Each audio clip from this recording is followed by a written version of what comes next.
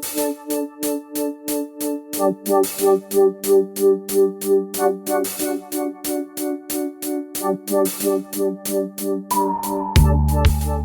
back to the Following Your Gut podcast, where health science meets clinical wisdom. And today I'm very excited to have the other half of a guest we've had previously, Dr. Tracy Tranchitella. And I said that right. I'm so proud of myself. Welcome. Thank you for being here. Well, thank you for having me, and thank you for saying my name correctly. Good job. Thank you. I mean, we did practice before we started. I'm Yeah, just I not that know. amazing. Even though that's pretty good though. Thank you very much. So, Dr. Tracy, how are you today?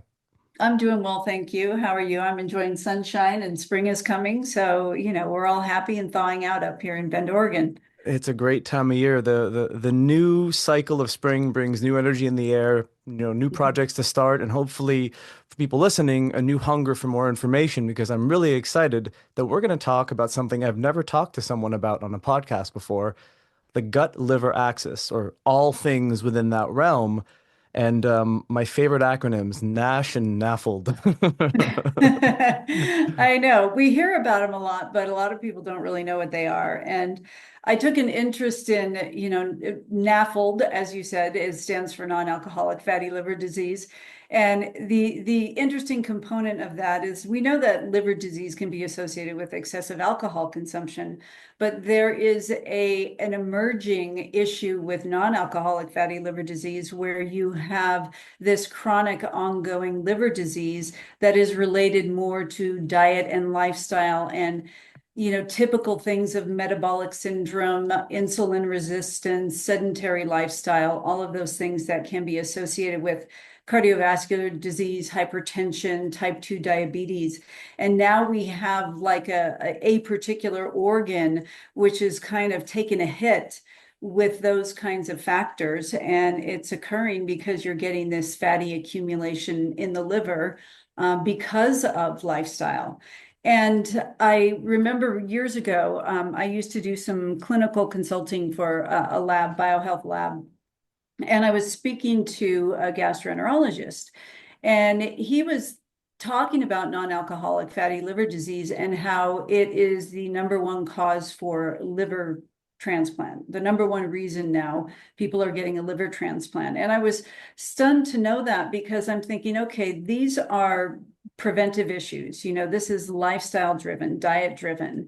And it's gotten to the point now where these poor diet and lifestyle can essentially lead to, for some people, the need to replace an organ, which to me is like very extreme, especially when we consider that it is absolutely preventable.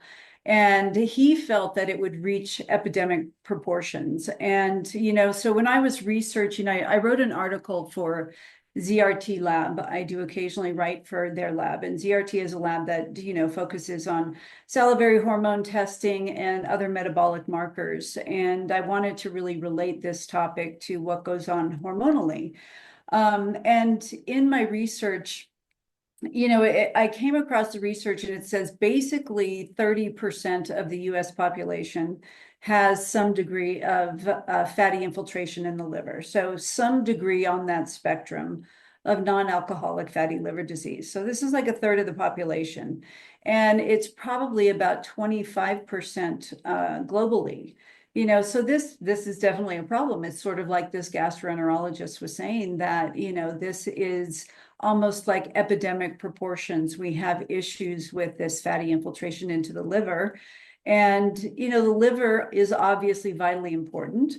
You don't have more than one of them and you can't live without it. So, we really should love our liver and take care of it. And it's not just avoiding alcohol and certain toxicants that we know are bad for the liver, but it's just all of those underlying lifestyle factors that can contribute to this fatty accumulation that we have to really take into consideration. It's that big picture. And as you're saying that, I'm pretty sure most people are thinking back to their 4 or 5 years in college, just going, "Oh my gosh, I'm so sorry, liver. What have I done to you?"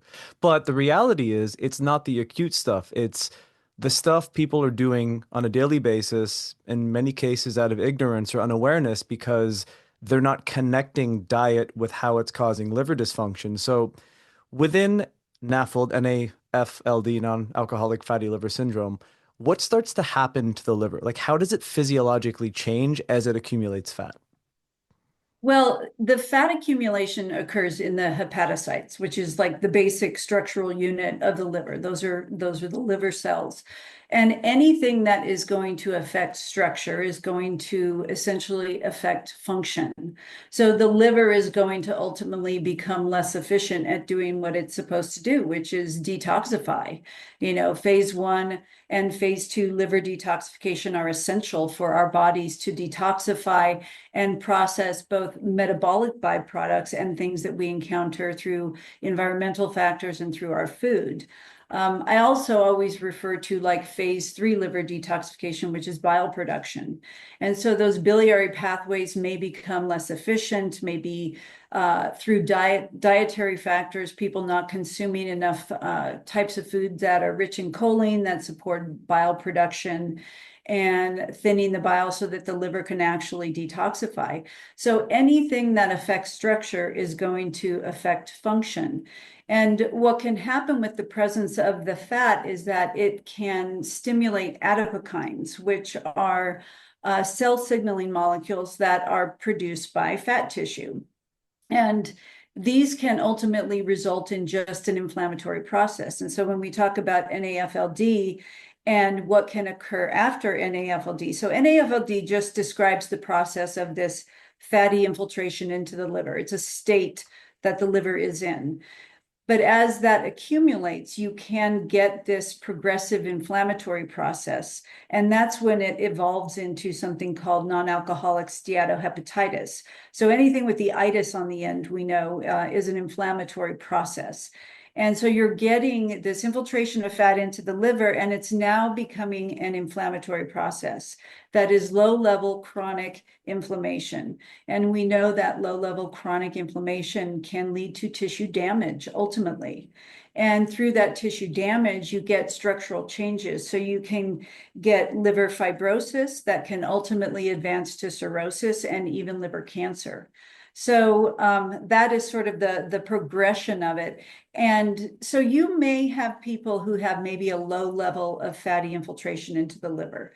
If they turn things around, change their diet, stop over consuming carbohydrates and sugar and fructose, become more active, exercise regularly, which can help to reduce insulin resistance, and making sure that they get a good night's sleep, all of these other factors, you can reverse the process of that fatty infiltration. The liver can start to clear some of that fat out. The issue is once you evolve into this state of inflammation and damage has occurred, you can't really reverse it from that point.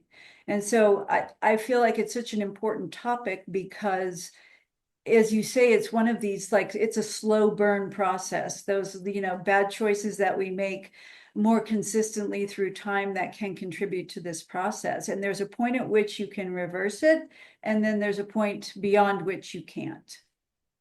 It's very interesting because as you're talking, I'm trying to think about how someone would know if this were them. Are there a lot of symptoms, telltale hallmarks in terms of how the body's presenting itself? Is it a classic thing where if the person's holding too much adipose tissue on their body, there's likely the assumption they have a fatty liver? Or is it sometimes someone wouldn't know? They would think they're healthy unless they went for some sort of scan or checkup. Right. And that's a really good question, because I think the only definitive way to diagnose fatty liver disease is through a liver biopsy. And so that's not a common procedure. I mean, given how common it is for people to have fatty liver, if 30% of the population has it, 30% of the people aren't getting liver biopsies. That's an invasive procedure and most people aren't going to opt for it.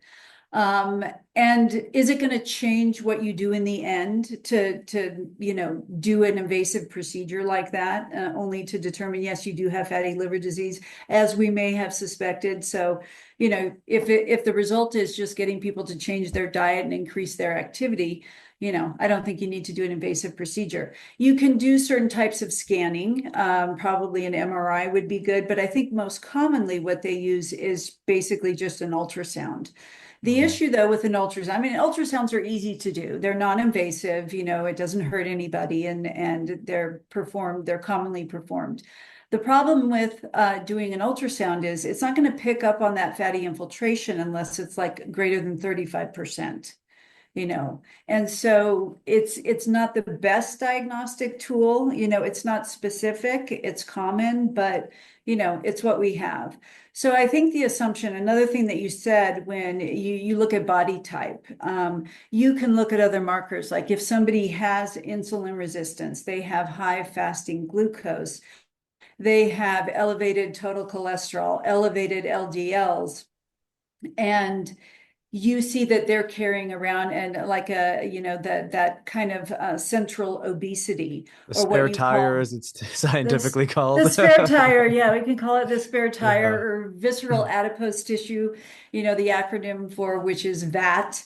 And so when you can look at that body type and kind of assume perhaps that they have some issues there. But even slim people can have fatty infiltration into their liver because they may have a poor diet. Mm. So we can't always assume that the person is going to be carrying around a lot of extra body weight. It could eating, and they could just be genetically kind of thin. Maybe they don't exercise very much, but they overconsume carbohydrates. There could also be, you look at certain conditions which can contribute to NAFLD, like obviously metabolic syndrome, insulin resistance, but PCOS, polycystic ovarian syndrome. That is a very common hormonal disorder amongst women of menstruating age. And it occurs in the presence of insulin resistance and hyperandrogenism. And so we can commonly see these women. And the thing about PCOS is that it kind of exists on a spectrum. I really feel that there's a lot of women that are PCOS-ish, but they don't really fulfill the diagnostic criteria. But if we were to approach treating them as if they did have the full diagnosis, like working on their diet, reducing carbohydrates, trying to get their insulin to be more sensitive and responsive, getting them to maybe lose a little bit of weight, trying to reduce androgens, they're usually going to respond well. But the issue with NAFLD and PCOS is same kind of underlying issues. It's like a metabolic disorder, but it manifests in hormonal dysregulation in women. And so you can see women with PCOS who may have a tendency towards having NAFLD as well. That's interesting. So it almost sounds like, if we're comparing it to PCOS, which is driven, as you said, by endocrine disruption, there's a chaos, if you will, an entropy in the organs. It sounds like, and I might be making this a little reductionist, that NAFLD might be like an ultra insulin resistance of the liver specifically, so it's not able to process energy effectively and it's starting to store stuff. Does it connect at all into people who have gallbladderectomies? Because if the liver and the gallbladder are like, they're very much connected. They Mhm. connect into the common bile duct, and it's almost like nowadays in medicine, oh, gallbladder, don't need one of those. They'll just take it out in any scenario where there's an accumulation of stones. But have you seen that NAFLD connects to gallbladder issues at all? I think about it in terms of like the gallbladder, I mean, there's definitely a hormonal connection to gallbladder function in women. A lot of women who maybe carry a lot of excess adipose tissue tend to be higher in estrogen. They have the issue, like women like mid-age tend to have gallbladder issues. They've had children, they've been exposed to a lot of estrogen, they may have a little extra weight. So they may have a little more estrogen circulating around, and so they tend to get some gallbladder issues. But in terms of its relationship to NAFLD, I could certainly draw a connection there, because Hmm. when we think of how the gallbladder is basically the exit point of all of the detoxification processes of the liver. If you're going to go through phase 1 and phase 2 liver detox, the liver is going to do all of what it needs to do to detoxify things. How does it actually physically get rid of it? It's got to enter the biliary system, and it's got to be released into the upper bowel, and it's got to be released through the body through the stool. That's how your body has to have an exit point for all of that stuff. And so if you remove the gallbladder, you're basically taking away the store of some of that bile that exists there. So, bile is kind of one of these components that the body tries to preserve. It tends to reabsorb it in the proximal portion of the large bowel, so it doesn't have to keep making those bile factors over and over again. It wants to recycle it and use it and have some place to store it so that it can more efficiently excrete stuff from the liver. And in order to do that effectively, it has to be very liquid. It has to move. It can't be sluggish. And I think what happens with biliary issues and the need to remove the gallbladder, people usually develop gallstones. They get this sluggishness where it just sits and it doesn't move and it begins to solidify. And you just don't get a breakdown of it, and then it can't function optimally anymore and causes a lot of digestive upset or pain in the right upper quadrant whenever somebody eats something that's fatty. So it just doesn't function anymore. So, and when we think about moving fat, if the liver is starting to accumulate fat, a way to break down that fat is by pushing it into the biliary system, because that's what helps to break down those bonds between the fat so the body can make it more liquid and get rid of it. So that was a long answer to a question. Yes, I do think there's a connection for It was a sure. great answer, though, because your answer prompted at least five different questions in my head, to which I want to ask you now. So you mentioned about things coming out of the digestive system. So we talked before, there's a very intimate connection between the liver and the rest of the GI tract. It's the Mhm. closest organ. Have you read any research, or can you draw any conclusions, even just kind of hypothetically, about how someone with gut issues might actually be accelerating, advancing their NAFLD scenario? Like, is there a strong connection between dysbiosis and digestive dysfunction and fatty liver accumulation? Yeah, most definitely, because of that gut liver axis. Everything that we consume in our gut, it's how does it make it into general circulation? It gets absorbed in that enterohepatic circulation, where it gets filtered through the liver before it goes off to, general circulation. So the liver is the first to receive everything from the gut. And that's a good thing. We want it to kind of operate as that gatekeeper, of not allowing us to be exposed to too many things that we shouldn't be, Like a that we first might have pass consumed. filter. Exactly. It's a Yeah. first pass. I mean, that's what the liver is referred to, a first pass.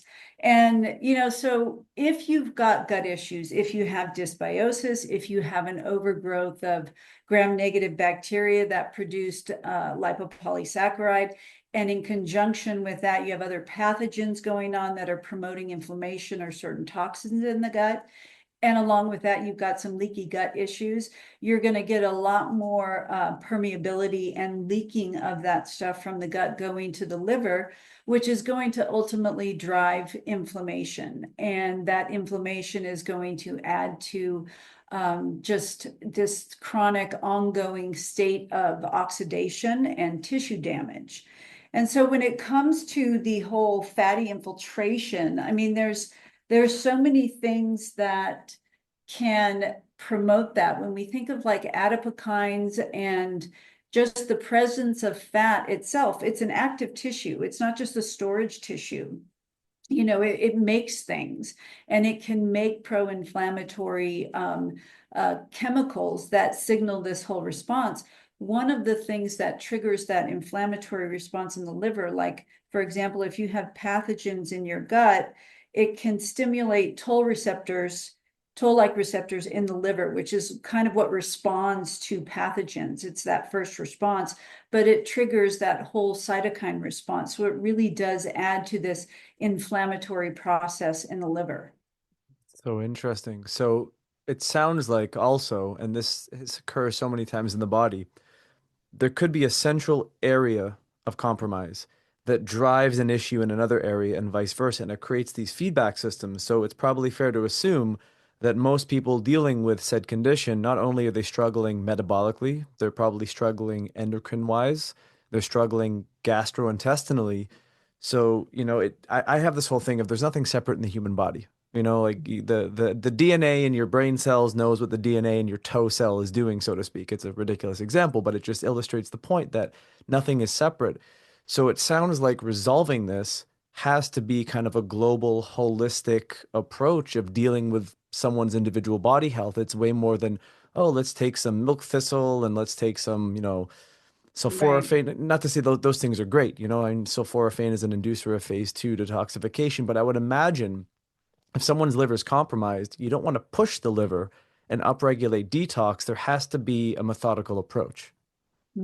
I would agree. I always think of, detoxification is great. I mean, that's like a cornerstone of naturopathic medicine is you're trying to level the playing field and remove obstacles to cure. So you're trying to get in there and remove things that are not allowing somebody to heal. So it's a great starting point. And as I say, kind of leveling the playing field. So, but when I think of liver detoxification, the first thing I think of is the bowel.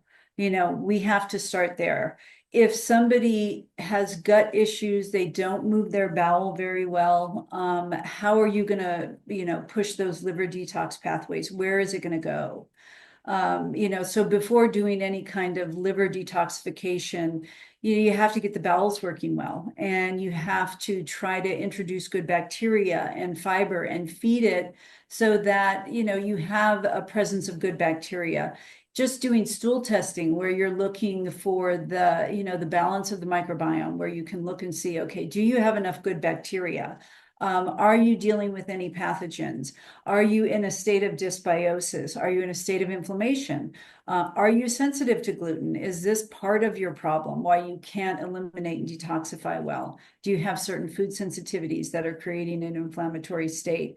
So all of it goes back to, as you say, some of these things can sound so simple on the surface, but when you're really looking at organ function, you're like, okay, what can be the things that are interfering with the healthy function of this organ? So you want to go in and remove those obstacles, and try to get the gut functioning in a better way so that when you want to go in and maybe work on liver function and helping to reduce this fatty infiltration into the liver, it has a place for it to go. Because if you do have fatty infiltration into the liver and you want to remedy that situation and reduce that fatty liver content, it's got to sort of metabolize it and break it down and release it. And it's ultimately going to be released from the body through the bowel. So we have to always think of the bowel, optimize function there first before we consider really pushing the liver.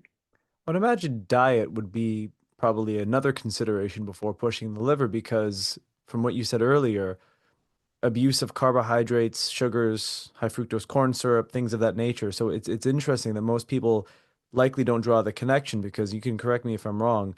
Excessive glucose and fructose not able to be utilized for energy or metabolized gets converted to fat in the liver. So it sounds like you're packing the suitcase, so to speak, by over consuming these things. But now we Right. have these extreme dietary measures. We have keto, we have carnivore, and for some people, no carbohydrates in an all meat diet, they lose 90 pounds and they feel like a new person. Someone else does a vegan thing for a while, it works for them. How do you approach diet for this specific condition? Well, it depends on the population of people you're working with. Hmm. There's some people who come to you who just really you got to start at ground zero.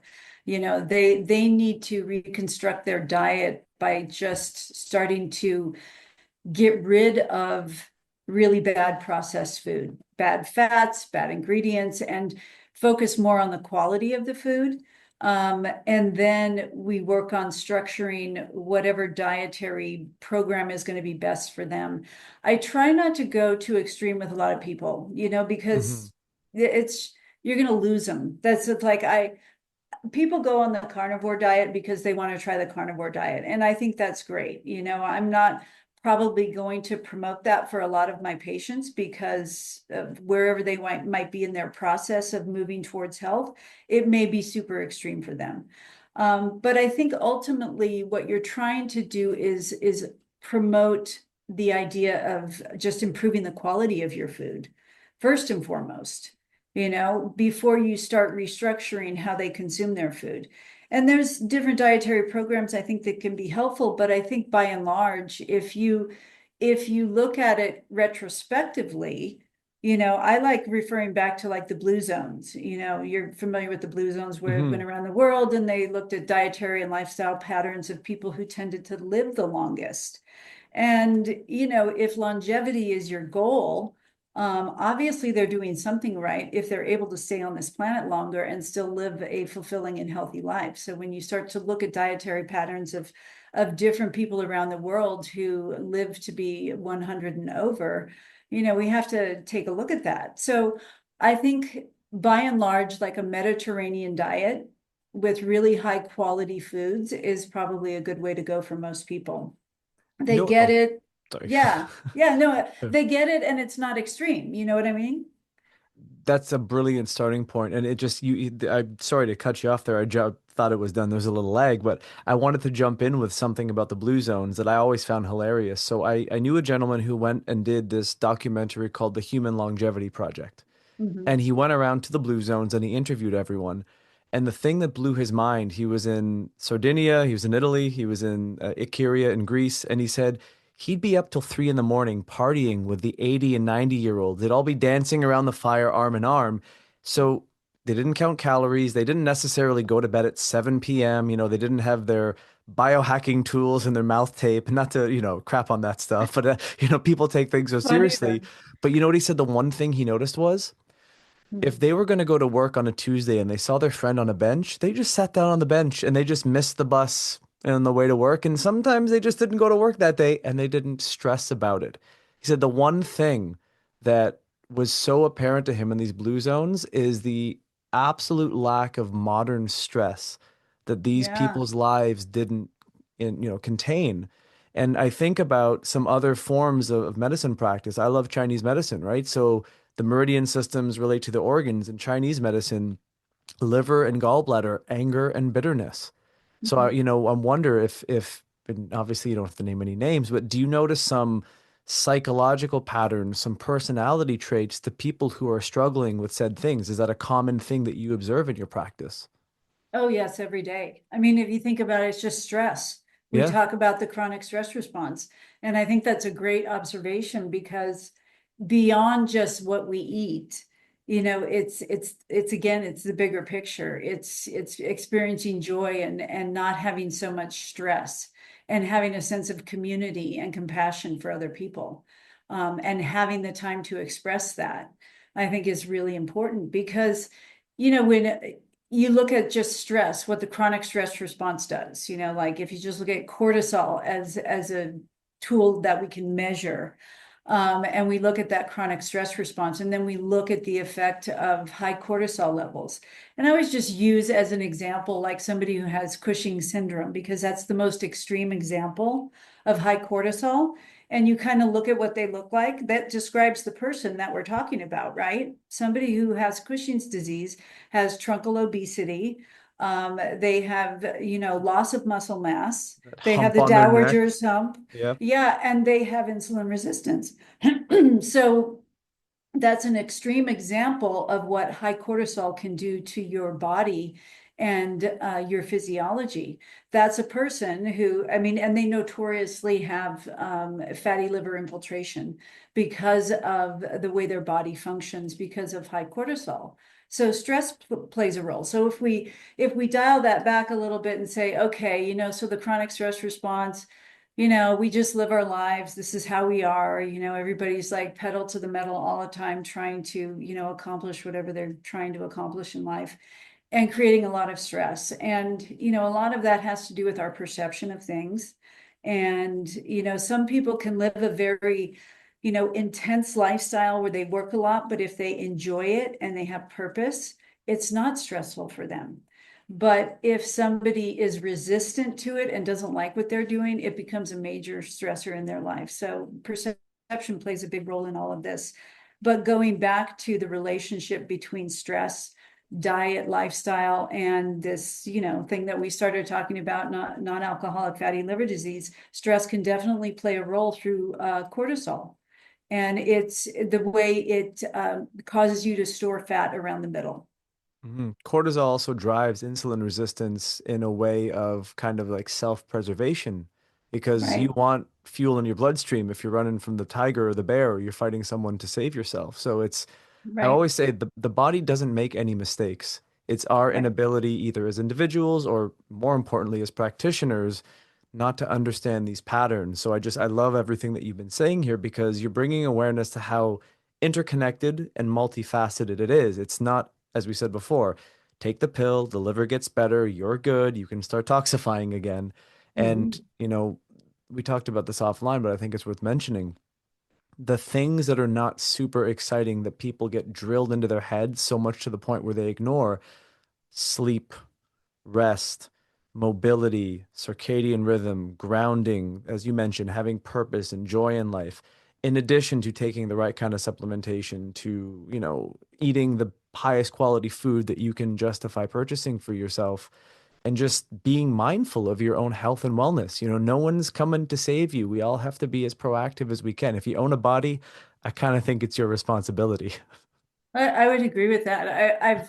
And it's maybe an overused sort of statement in that, a lot of people treat their body like their car, they just haul it around with them all day and they turn it over to somebody else to take care of.